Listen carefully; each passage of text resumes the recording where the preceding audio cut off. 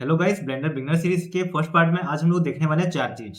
पहला, ब्लेंडर को कैसे इंस्टॉल करना है। सेकंड, इसका यूजर इंटरफेस। Third, navigation. और फोर्थ, कुछ एसेंशियल शॉर्टकट्स। तो चलो स्टार्ट करते हैं। अगर आप ब्लेंडर डाउनलोड करना चाहते हो तो ये कम्प्लीटली फ्री है। आपको आना है blender.org में और यहाँ पे आपको डाउनलोड का ऑप्शन मिल जाएगा। बस डाउनलोड कर लो और जैसे हम लोग नॉर्मल कोई भी सॉफ्टवेयर को इंस्टॉल करते हैं, आपको वैसे ही इंस्टॉल कर लेना है और आपका इंस्टॉलेशन कंप्लीट हो जाएगा। इंस्टॉल होने के बाद आपको सेकंड चीज पे आना है। अब हम लोग समझेंगे ब्लेंडर का यूजर इंटरफेस, जो कि ज्यादा हार्ड नहीं है, देखने में हार्ड लगता है लेकिन बहुत ही इजी रहता है अगर आप धीरे धीरे इसको स्टेप बाय सीखोगे। तो सबसे पहले जब आप ब्लेंडर ओपन करते हो, आपके सामने इस तरह का स्क्रीन आएगा, जिसमें इसको जो छोटा सा स्क्रीन दिख रहा है इसको बोलते हैं स्प्लैश स्क्रीन, और बाकी हमारा ये मेन विंडो है। स्प्लैश स्क्रीन में आपको दो चीज दिखता है। राइट साइड जितने भी आपकी रिसेंट फाइल है, अगर आपने ऑलरेडी बनाया है कुछ तो वो आपको दिखाई देगा। और लेफ्ट साइड आपको अगर कुछ पर्टिकुलर बनाना है, नया प्रोजेक्ट क्रिएट करना है, तो आप यहाँ से कर सकते हो, जिसमें अलग अलग ऑप्शन है। लेकिन अगर हम लोग उसको बाहर भी क्लिक करते हैं तो भी हमारा नया प्रोजेक्ट स्टार्ट हो जाएगा। तो हम लोग यहाँ पे क्लिक नहीं करने वाले, बाहर कहीं भी क्लिक कर दो और आपका ये ब्लेंडर का मेन इंटरफेस खुल जाएगा। आपको बहुत सारे ऑप्शन दिख रहे होंगे, लेकिन आपको एक बार में सब कुछ नहीं सीखना है, तो टेंशन मत लो। हम लोग स्टेप वाइज जाएंगे और सारी चीजों को एक एक करके सीखेंगे। तो सबसे पहले हम लोग स्टार्ट करते हैं टॉप से, जहाँ पे आपको देखने मिलेगा टाइटल बार। यहाँ पे आपके प्रोजेक्ट का नेम रहता है। आप जो भी नेम से अपना प्रोजेक्ट सेव करोगे वो आपको यहाँ दिखाई देगा। अभी मैंने नया क्रिएट किया है तो यहाँ पे आपको दिख रहा है अनटाइटल, जो कि अनसेव्ड है। उसके नीचे रहता है आपका मेन मेन्यू, जहाँ पे आपको फाइल, एडिट, रेंडर, विंडोज और हेल्प दिख रहा है।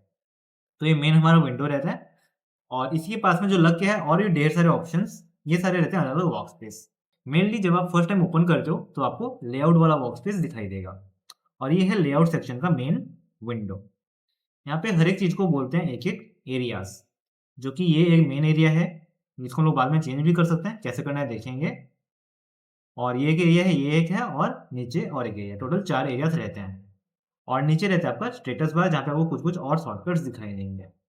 तो ये है इसका मेन यूजर इंटरफेस। और आपको अगर बटन का बताऊं तो हम लोग फिर से टॉप से जाते हैं। आपको यहाँ पे दिखाई देगा कि मैंने जैसे एरिया बताया, तो हर एरिया के अंदर हम लोग अलग अलग अलग चीजें रख सकते हैं। सबसे जो बड़ा एरिया रहता है मेन एरिया, इसमें रहता है 3D व्यू पोर्ट। हालांकि हम उसको बाद में चेंज भी कर सकते हैं, लेकिन हमेशा इसमें 3D व्यू पोर्ट आपको दिखाई देगा। सेकंड, यहाँ पे अलग अलग मोड्स रहते हैं। यहाँ पे जब आप मेन स्क्रीन में देखोगे 3D व्यू पोर्ट इसको बोला जाता है, आपको तीन चीज दिखाई देगा। एक रहता है कैमरा, एक रहता है क्यूब और एक रहता है लाइट। तीनों का क्या फंक्शन है हम लोग एडिटिंग में सीखेंगे। तो ये बेसिक सीन है जब आप स्टार्ट कर रहे हो। फिर यहाँ पे और भी कुछ कुछ ऑप्शन रहते हैं, जो कि बोला जाता है टॉप बार, इसको बोलते हैं टॉप बार। यहाँ पे हम लोग मोड्स को चेंज कर सकते हैं। यहाँ पे और कुछ मिडिल में टूल्स रहते हैं। ये है हमारा ट्रांसफॉर्मेशन ओरिएंटेशन टूल। यहाँ पे रहता है हमारा पैवट टूल। ये रहता है स्नैपिंग टूल। ये रहता है प्रोपोर्शनल एडिटिंग। अभी बस मैं आपको नाम बता रहा हूँ किसको क्या बोलते हैं, यूसेज हम लोग एडिटिंग वाले वीडियो में देखेंगे। और यहाँ पे रहता है और कुछ व्यू ऑप्शंस। चार टाइप का हमारे पास व्यू है। एक को बोला जाता है वायरफ्रेम व्यू, ये जो है मेन व्यूज ऑप्शन है। वायरफ्रेम में क्या होगा, आपको जो भी ऑब्जेक्ट ऐड है स्क्रीन में उसका बस आउटलाइन दिखाई देगा। अगर आप ऑब्जेक्ट मोड में जाते हो तो इस तरह का ग्रे दिखाई देगा। अगर मटेरियल मोड में जाते हो तो इसमें जो भी कलर अप्लाइड है वो दिखाई देंगे। अभी कोई भी कलर नहीं है तो ये व्हाइट दिख रहा है। और आखिरी रहता है रेंडर्ड व्यू। जब हमारा फाइनल आउटपुट बनेगा तो वो कैसे दिखाई देगा, इसके लिए हम लोग को लाइटिंग सेटअप, कंपोजिटिंग बहुत कुछ करना पड़ता है। तो अभी अगर मैं क्लिक करूंगा तो आपको इस तरह से कुछ दिखाई देगा। तो ये रहते हैं अलग अलग व्यूज। बाकी इसके अलावा और भी तीन यहाँ ऑप्शंस हैं जो कि हम लोग कंट्रोल कर सकते हैं, और इसका अलग अलग पर्पज रहता है। और साइड में आपको टूल्स दिखाई देंगे। तो ये तो हो गया हमारा यूजर इंटरफेस। अब आते हैं नेक्स्ट नेविगेशन में। अगर आप स्टार्ट कर रहे हो जस्ट फर्स्ट और आप ट्राई करोगे कि मैं किसी भी चीज को मूव करूं, तो आप सिलेक्ट तो कर पाओगे लेकिन मूव भी नहीं कर पाओगे, क्योंकि आपको अभी तक नेविगेशन नहीं पता। तो हमारे जो साइड्स में रहते हैं टूल्स, ये सारे जो आपको दिखाई दे रहे हैं, ये तो एडिशनल है, ये सारे मेन है। और इधर जो टूल्स दिखाई दे रहे हैं छोटे छोटे, ये हमारे मेन नेविगेशन टूल रहते हैं। तो सबसे पहले हम लोग लेफ्ट से स्टार्ट करते हैं। लेफ्ट में आपका आता है सिलेक्शन टूल, जो कि इसमें अलग अलग टाइप का सिलेक्शन आएगा। अभी फिलहाल मेरा सिलेक्ट है बॉक्स सिलेक्शन, मतलब अगर मैं ऐसे स्क्रीन में क्लिक करके ड्रैग करता हूँ तो आपको बॉक्स टाइप का सिलेक्शन दिखाई देगा। और इस बॉक्स के अंदर जो भी क्लिक हो जाएगा वो ऑब्जेक्ट सिलेक्ट हो जाते हैं, तो वो होता है बॉक्स सिलेक्ट। बाकी हम लोग सिंगल क्लिक से ऑब्जेक्ट सिलेक्ट कर सकते हैं। अगर मल्टीपल आपको करना है तो आप बॉक्स वाला यूज कर सकते हो। ऐसे क्लिक करो और आपका तीनों चीज सिलेक्ट हो गया। इसके नीचे रहता है मूव टूल। अगर आप इसको क्लिक करो और फिर किसी भी ऑब्जेक्ट को प्रेस करोगे तो आपको दिखाई देगा कुछ कुछ एरोस। 3D सीन में तीन टाइप के एरियाज होते हैं। एक रहता है एक्स, एक रहता है वाई और एक रहता है जेड। जो वाई रहता है वो लेफ्ट और राइट मूव करने के लिए रहता है। एक्स रहता है आगे पीछे मूव करने के लिए। और जेड रहता है टॉप एंड बॉटम मूव करने के लिए, मतलब अप या डाउन। और आपको ये दिखाई कहाँ से देगा? अगर आप इस तरफ आ जाओ राइट की तरफ तो आपको दिखाई देगा यहाँ पे सारा चीज़ लिखा हुआ है, एक्स, वाई और ज़ेड, जो कि ज़ेड ऊपर तरफ है, वाई जो हमारा है राइट और लेफ्ट की तरफ है और एक्स जो है वो आगे तरफ है और उसका अपोज़िट में रहता है -x, -y और -z। तो ये इसको बोलते हैं हमारा एक्सिस। सेम अगर मैं इसको क्लिक करूँ तो ये ज़ेड की तरफ मूव करेगा। अगर यहाँ पे क्लिक करके ड्रैग करूँ तो ये वाई में मूव करेगा और इधर क्लिक करके करूँ तो ये एक्स में मूव करेगा। सेम इसके नीचे रहता है रोटेट। अगर आपको रोटेट करना है तो आपको रोटेट यूज़ कर सकते हो और ये रहता है स्केल। अगर छोटा-बड़ा करना है हम लोग को पर्टिकुलरली तो हम लोग यहाँ से कर सकते हैं। और अगर आपको तीनों चीज़ एक साथ चाहिए मूव, स्केल और रोटेट तो इसके नीचे और एक टूल है जिसको क्लिक करने से तीनों ऑप्शन एक साथ आ जाएँगे। लेकिन हम लोग मेनली इसको यूज़ नहीं करते, हम लोग मेनली शॉर्टकट यूज़ करेंगे, जो कि हम लोग थोड़ी ही देर में सीखने वाले हैं। तो वीडियो में बने रहना नहीं तो आप बहुत कुछ मिस कर जाओगे। इसके नीचे आता है एरोशन पेंसिल, जो कि आपको अगर स्क्रीन में कुछ भी लाइन ड्रॉ करना है तो आप कर सकते हो और अगर ड्रॉ करने के बाद मिटाना है तो यहाँ पे आपको इरेज़र मिल जाएगा नीचे।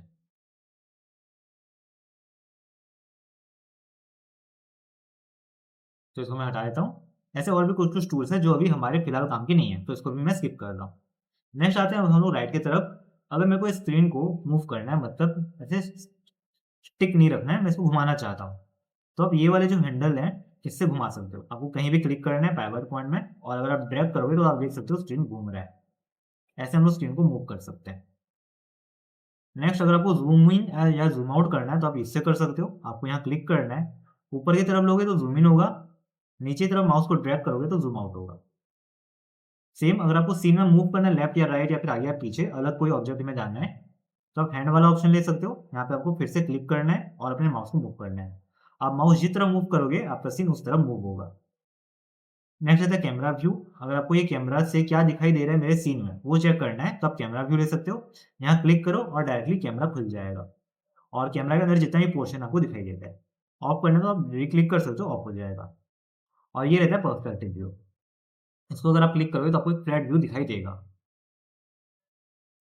और फिर से क्लिक करने से नॉर्मल आ जाएगा। तो ये तो हो गया बेसिक नेविगेशन। और अगर थोड़ा-सा और डिटेल में बताऊँ तो यहाँ पे लेफ्ट में आपको दिखाई देगा आउटलाइनर इसको बोलते हैं। इसमें क्या रहता है, जो भी हमारे एरिया में जो भी ऑब्जेक्ट्स एडेड हैं, वो सारे दिखाई देते हैं आउटलाइनर में। और उसके नीचे प्रॉपर्टीज पैनल रहता है, जिसमें हम लोग अलग-अलग ऑप्शंस और भी ढेर सारे हैं, जो हम लोग एडिटिंग में या फिर जब आगे बढ़ेंगे इस कोर्स के अंदर, तो हम लोग सीखने वाले हैं। तो ये तो हो गया नेविगेशन, लेकिन नेविगेशन इतना ईज़ी नहीं होता अगर आप मैनुअली ये सारा क्लिक करके करोगे। अगर आपको स्केल करना है, रोटेट करना है, मूव करना है, तो आप बार-बार जाके यहाँ क्लिक करके नहीं कर सकते, वो थोड़ा हार्ड रहता है। तो अभी हम लोग बात करते हैं हमारे नेक्स्ट टॉपिक के बारे में, जो कि है शॉर्टकट्स, कि हम लोग इसको शॉर्टकट यूज़ करके सारी चीज़ों को मूव, स्केल, रोटेट या फिर अपना नेविगेशन कैसे कर सकते हैं। तो सबसे पहला मैं बताता हूँ रोटेशन। अगर आपको सीन को रोटेट करना है या फिर ज़ूम इन, ज़ूम आउट करना है तो कैसे करेंगे। इसके लिए आपके पास 3 बटन माउस होना चाहिए, जिसमें एक लेफ्ट क्लिक रहता है, राइट क्लिक और मिडल माउस बटन रहता है और स्क्रोलिंग रहता है। तो अगर आप लैपटॉप में यूज़ कर रहे हो ब्लेंडर को तो आपको माउस ले लेना है, क्योंकि अगर आप लैपटॉप से यूज़ करोगे तो आपको बहुत ज़्यादा प्रॉब्लम आने वाला है। तो हमेशा अगर आप 3D एनिमेशन में काम कर रहे हो तो आपको ट्रिपल बटन वाला माउस चाहिए।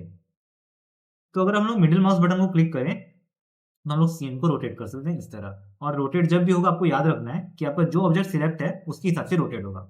जैसे अभी मेरा कैमरा सिलेक्ट है तो ये कैमरा के हिसाब से रोटेट हो रहा है, कैमरा सेंटर में रह के।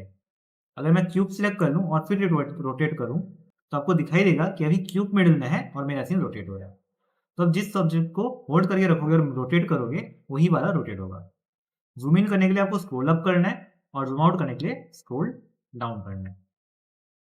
इसको मैं अनडू करके इसका जो शेप है रिसाइज़ कर देता हूँ जहाँ पे ये था। तो ये ओरिजिनल ऐसा था हमारा क्यूब। अब अगर मेरे को क्यूब को मूव करना है तो मैं क्या कर सकता हूँ, इसके लिए शॉर्टकट जो यूज़ होता है उसको बोलते हैं जी। जी का मतलब होता है ग्रैब। अब अगर आप जी क्लिक करोगे तो ये फिर आप कहीं भी इसको मूव कर सकते हो। लेकिन 3D एनवायरनमेंट में कहाँ पे रखूँ इसमें कन्फ्यूज़न आ सकता है आपको कि ये तो कहीं भी मूव हो जाएगा, मेरे को पता कैसे चलेगा कहाँ जा रहा है।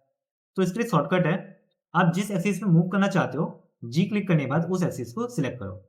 एग्ज़ाम्पल अगर मेरे को एक्स में मूव करना है, बाकी कहीं नहीं लेना है, तो मैं जी क्लिक करने के बाद सिलेक्ट करूँगा एक्स।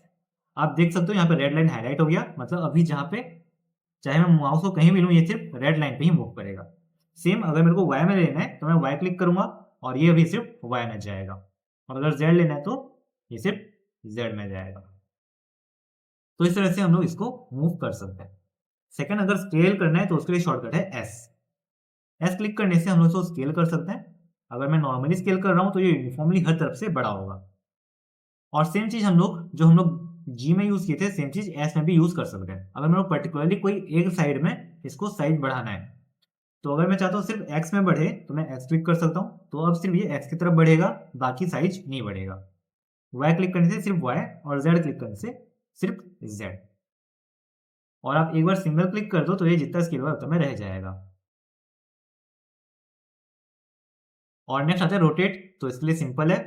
रोटेट स्टार्ट होता है आर से, तो इसके लिए शॉर्टकट है आर। तो आपको क्लिक करना है आर और आप इसको अभी रोटेट कर सकते हो। और इसके लिए भी सेम कॉन्सेप्ट है, आपको जिस एक्सिस में रोटेट करना है आप उस एक्सिस को क्लिक कर दो, तो ये रोटेट हो जाएगा। तो इतना चीज़ हम लोग ईज़िली कर सकते हैं एक बेसिक नॉलेज में। तो आज की वीडियो में इतना। नेक्स्ट वीडियो में हम लोग देखेंगे कि हम लोग अपने ऑब्जेक्ट को एडिट कैसे कर सकते हैं। और एडिट में हम लोग क्या बनाने वाले हैं, नेक्स्ट क्लास में हम लोग सीखने वाले हैं मॉडलिंग, और हम लोग एक प्यारा सा हाउस बनाएंगे। तो नेक्स्ट पार्ट मिस मत करना। और अगर आपको कोई भी डाउट है या फिर कुछ भी पूछना चाहते हो तो आप नीचे कमेंट कर सकते हो, या फिर हमारा फ्री व्हाट्सएप ग्रुप या फिर डिस्कॉर्ड सर्वर भी ज्वाइन कर सकते हो। तो मिलते हैं अगले पार्ट में, जहाँ पे हम लोग सीखेंगे कि आप अपना फर्स्ट 3D मॉडल एक हाउस कैसे बना सकते हो।